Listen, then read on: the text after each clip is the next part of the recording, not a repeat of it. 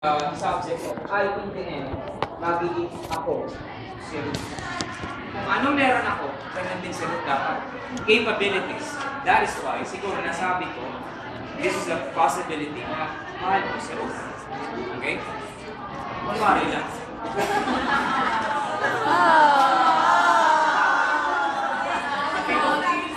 we go back to the basics of communication, go back.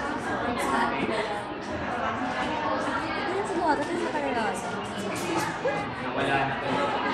Ang language could be either be non-verbal or verbal, right? So, kung titingnan natin ang linear way or process, sabi ko nga, two-way process from the sender going to the receiver. Ang magiging question niyan ay the channel of communication. Ito yun.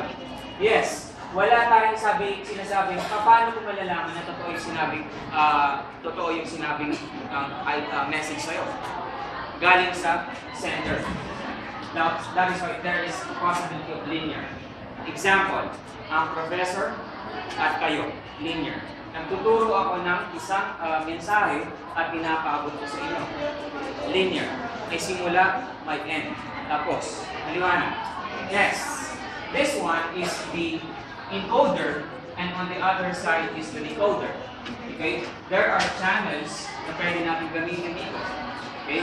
Channels could come from written, ipinasa, orally done, narinig, gestures. Okay? Gestures could be possible. Okay? Now, the decoder, of course, decodes the idea. Okay? And itong part na to ay ano? This is more of feedback. Mas maganda ba may feedbacks? Yes, importante may feedbacks. That is why at the end of every semester, I would like my students to write something for me and then tell me what happens for the entire semester between you and me. Anong meron? Okay? Anong nangyari? Anong reaction niya sa natapos na tayo? That is why I want to know. For me to better or to enhance myself on my craft, importante yung feedback. Feedback. That is why there is a formal administration of feedbacks. Ano yun? Student evaluation. Formal. Formally done. Hindi ito out of what? Yes, babawi na kami. Kay Sir. Kasi puro reporting kami. Eto ngayon yung sa kanya. Uno. Is that the kind of evaluation or feedback na tama? Most probably medyo hindi yata fair. Pero hindi tayo bubuto. We're talking here of communication. And this one is more of the sender and the receiver also. But it's a different kind of and various channels na medyo galing sa isang malaking idea going down to the list. Or vice versa, maliit going sa malaking idea. Now, mahirap kasi parang katulad ito sa ginawa natin activity. Somehow, it plays all the kinds of communication. Coming from a linear, okay, basahin ito, tapos i-absorb nyo ng maayos. Linear. It's a two-way process.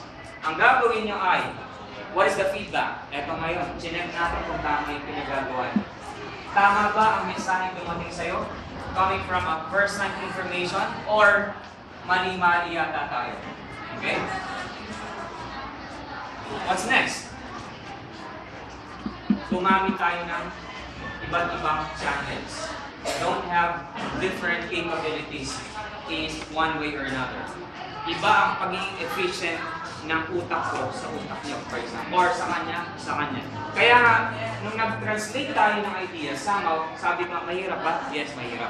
Kasi halo-halo tayo ng iba-ibang capabilities when it comes to the absorption and assimilation of ideas, right? So pagdating, it's palingado. But, the thing is that it's good. It's a good way na nalaman natin na importante pala yung process of communication na kapag dumaan sa inyo, sana tama. Hindi yung absent sa regalado. Wala, trip lang. Pakialam mo. Siguro na pinili niyo nagkasakit, kaya umabsent. Ngayon, nagpakita sa regalado. maraming nagmumura na siguro sa akin. Bakit wala ako? Pero sinabi ko sa inyo beforehand, may accreditation tayo. How I wish, hindi papel ang kaharap ko. How I wish tao ang kaharap ko. At least. Okay? At least, meron somehow yung feelings na iba yung kapag ikaw daw ay nagsasalita sa isang tao dahil alam mo may reaction na babalik sa'yo. Kumpara sa mga bagay, okay, na mamahalin mo, hindi ka naman mamahalin yan in return. Tama? Unlike sa tao, maranasan mo man yung pain, at least alam mo, naranasan mo na ikaw ay tao nga at nasasaktan. Maliwanag.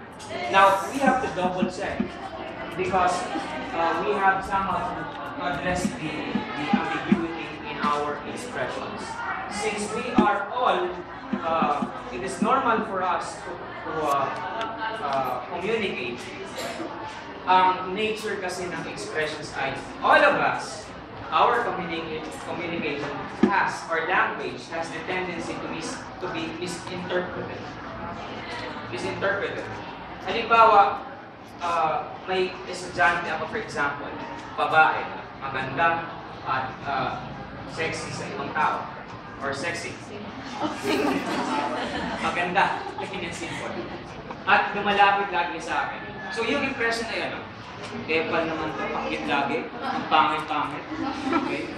Pwedeng impress, but how will you correct that to other people? Dahil nandun yung impressions niya. Will you explain to everyone, ganito kasi yun? Ikaw, next naman, ikaw. Maglalagay na lang ako ng plaka in front and at the back na malinis ang konsensya ko. Maganda pa rin ako. Ganun ba yun? Hindi ko pwede. Kaya we have to be aware this time and be conscious on how to express well. Why? Because sometimes, ito yung idealistic side natin. Ang idealistic side natin ay, pagdating dito sa classroom, ang pagiging idealistic natin gumagana. Hindi tayo nagsasalita. Kapag tinatanong, bakit? Baka magkamali ako. Kaya, salang-sala sasabihin mo, kasi baka magkamali ako. Delikado na. Okay? Pero, di ba mas maganda kapag sinabi mo ang nararamdaman at iniisip mo? Dahil dun mo makikita kung ang sinasabi mo ay tama or mali, para makorek mo yung sarili na ito pala yung tama. Tama ba? Yes. Okay. The practical side is this. Kapag nasa labas naman tayo, halos lahat ng mga bagay na pwede natin gawin in a normal way. Halimbawa, ang normal process of communication ngayon sa corridor. Tatawa ganyan kung, ay gapo! Hindi mo ako sinipot kanina, tarantado talaga to. And knowing that these are students coming from psychology students. Sabi ko nga sa mga CI, alam nyo, honestly, walang pinagbago ang first impression ko sa mga taga-CI. Sana unti-unti ko nang, actually unti-unti ko nang pinabago. Pero wala eh. Every time na umakyat ka dyan, tangina pre. Ang hirap. Tarantakudol ka. Mga ganun yung expressions. That is why, paano natin i-clarify since dala-dala natin yung identity natin. Now what? Ano ngayon yung magiging brand ng mga tao? Buti na lang wala pa ako naririnig na so much of, kasi ngayon pa lang ako nakapaghawak ng CAS psychologist. Sana huwag masira ang mga impressions ko. Kasi yes, mababago at mababago din naman yun. Pero meron ka laging pagbabasin, no, somebody out from those people from psychology students, meron pa rin barubal makasalita. Yes. Ilan pa yun? Yes. Nakakalungkot, diba? Opo. Or hindi kayo nalulungkot? Lolo lang po. Nalulungkot din. Nalulungkot po.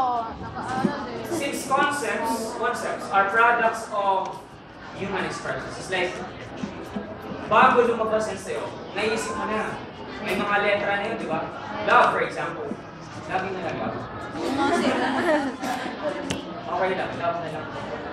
Okay, love.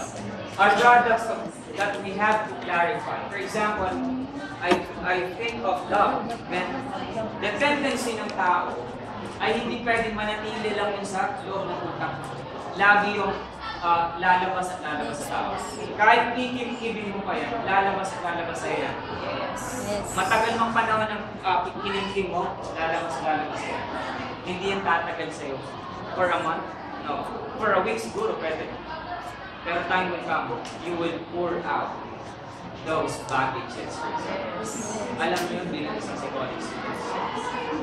Paano nyo nga ba pinapalabas ang mga baggages sa tao? Do you have a strategy right now?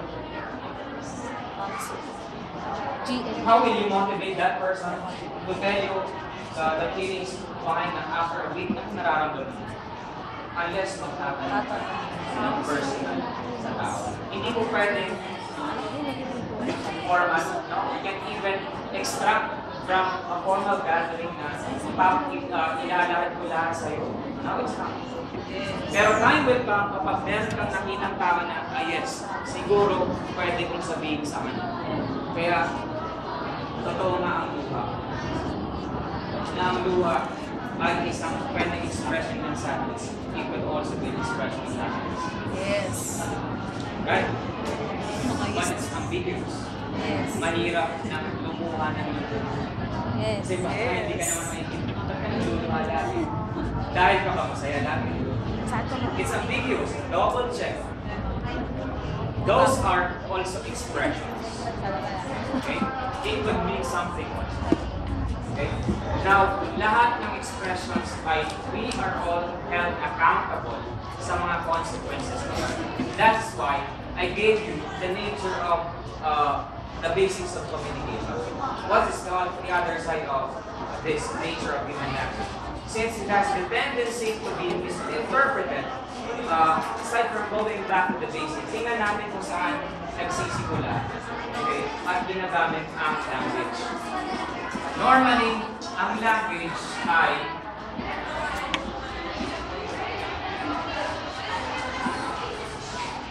from the word inform, to inform. It is attested usually by what? By those inscriptions na nababasa natin. Attested by books. Okay?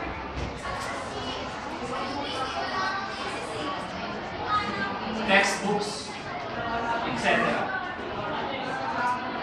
Encyclopedias, magazines, okay? Yung lahat ng literary works na pwede natin makuha sa libro, printed. Okay? What else? Directing or to give direction. Nakakakuha din tayo dito. By what? Through what? Commands, requests, and the like. Okay? Pakisuyo ako sa lahat ng class monitor, paki-photocopy ang notes natin para mabigay sila ng request. Pwede mautos or command. Next time, ito yung gagawin din, step by step. Eh, hindi pwedeng simula ka sa una, you'll jump over to the step 5. Ganito magbukas ng computer. You turn it on, dun sa power, or magsasaksa ka muna. Hindi mo pwedeng nakakatuin, di ba? Okay? And then, you wait for the booting of the computer, then wait for the desktop. Then wait for the icons, tsaka may map, browse. Hindi pwedeng direct agad. Mag-antay. Okay? You wait. Darating na din doon. So, to give direction. Some are isang bigay, okay, ng direction or step by step. Pag hindi mo sinunod, pwede magkamali tayo. Next, expressions. Okay? To express is very crucial. Kasi pwede, ginamit mo to, nag-express ka. Okay? Mahirap mag-express kasi dito sabi ng book natin, there are forms in this expression that could lead to ambiguity and vagueness. Why? Because, for example, literary works, music, for example.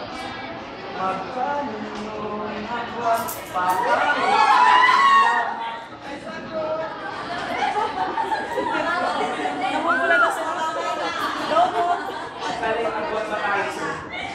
Now, how will you extract the idea behind? Dahil kantang ay yun eh. Pwede mo kantang one week. Unlike sa, alam mo, makalimutan sa so this part ay very crucial dahil there are various forms na pwede natin gamitin yung sense of expression ng tao. Pwede tayong magsulat na may expression artistry. Okay? Poem writing, creative writing. Okay? Unlike sa direkta na sinabi mo, direct to the point, tapos na. Ang inaantay mo na lang ay sasagot mo ba ang pero pag-aantay ako ng camera, okay lang. See? So, do we understand the essential sources of language? Clear? Yes! May tanong? Wala na. Now, ito ay puro expressions and communication. Now, paano natin malalaman ang tamang pinanggalingan ng expression? Paano? Sabi nga dito, if we go back to our intellect, that is your tool, in order to see the essences in the world. Lahat ng bagay na makikita mo ay may kakibat ng essence.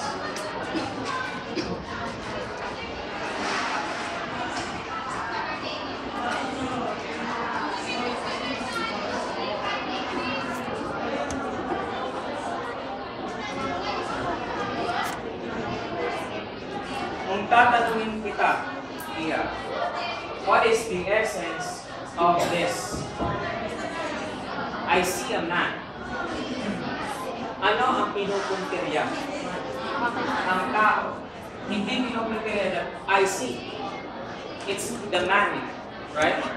So kapag lahat ng bagay na, although ito is nasa second level na, it's the intention and the extension. Gusto ko lang makita ninyo kapag ito ay isang sentence, right? It's an expression, example of an expression, right? Okay? Nagsisimula ang expression saan? Diba sa letters? Letters of the alphabet. Lahat ng letra, pwede kang gumawa ng salita. Letters should create a word or words. Is ba ay word? Ang is ba ay word? Okay. Ang I ba ay word? Ang word ba?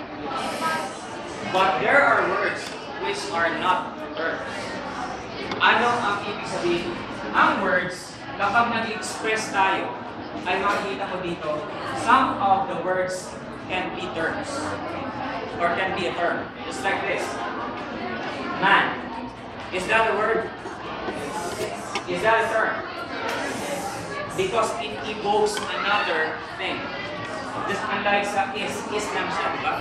Although sa ibang cases, ang is daw is to be or to exist. Katulad ng he is. He is existing. Period. Okay? To be or to exist. Ibang ibig sabihin ng is. Okay? Now afterwards, now we can create terms. And these terms, kapag in-express, when it is being expressed, okay? Kapag in-express na to, ang kalalabasan niya ay ano? Gumagawa tayo ng sentences in English, but in logic, we create propositions. Or statements,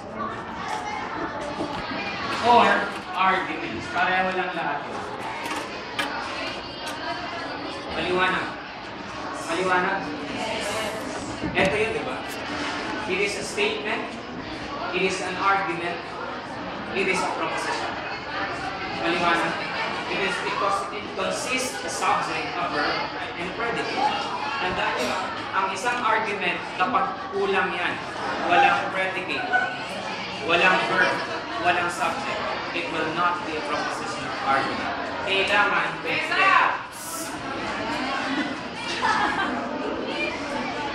kailangan mag-depth. Nagulat sa'yo. Now, after this, kapag sinabi mo, alam mo, nami-miss kita, what is the essence of I miss you a lot? The word is miss. Ang miss could evoke what? A lot of things. Kapag it evokes a lot of things, we can call them what? Concepts. Dahil ang salitang miss could be an endearment. Could mean also I care for you. Diba? Nami-miss kita. Yung feelings behind mo. Kaya nga, ang concept daw ay is made up of ideas.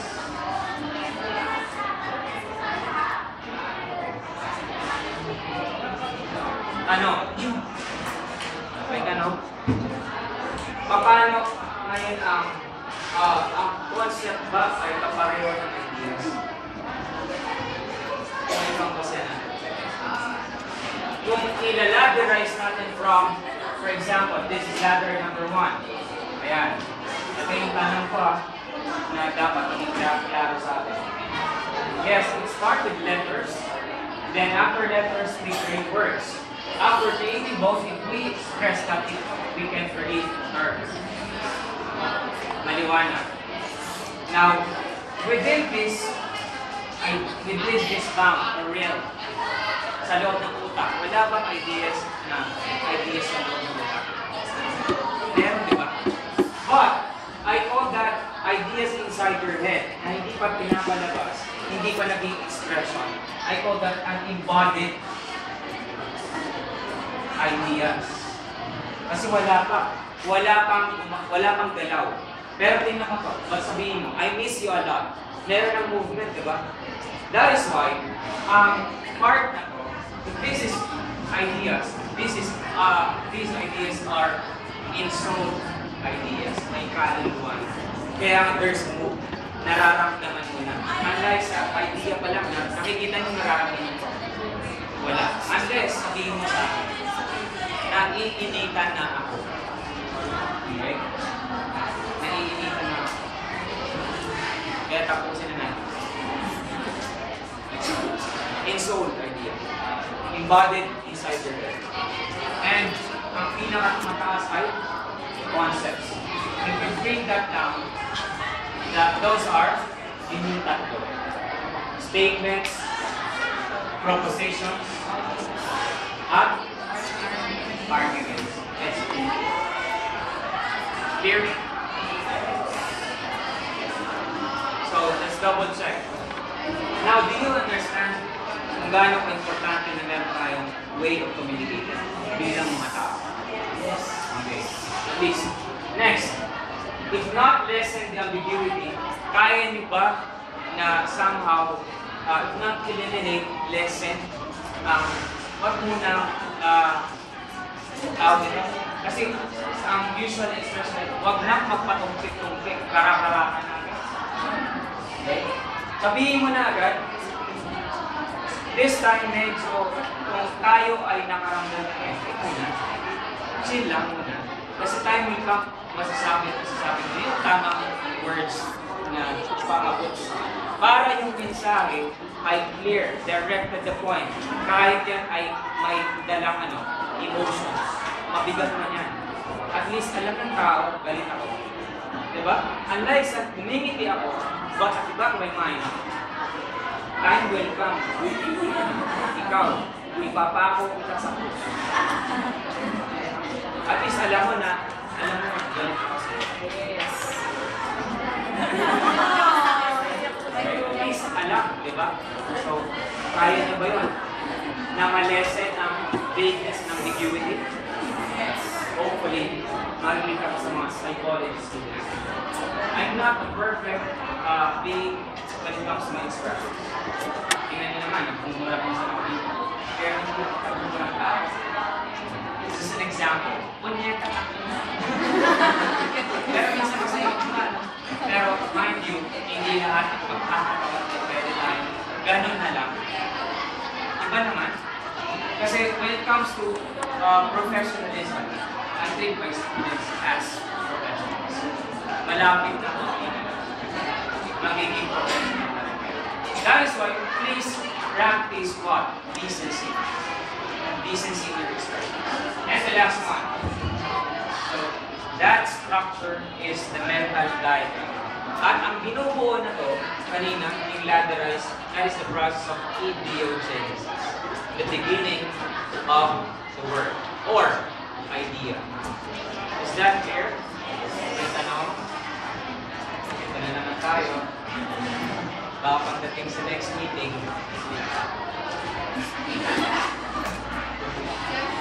Yes. Ulit yung yung explanation nito. Ito yung iha.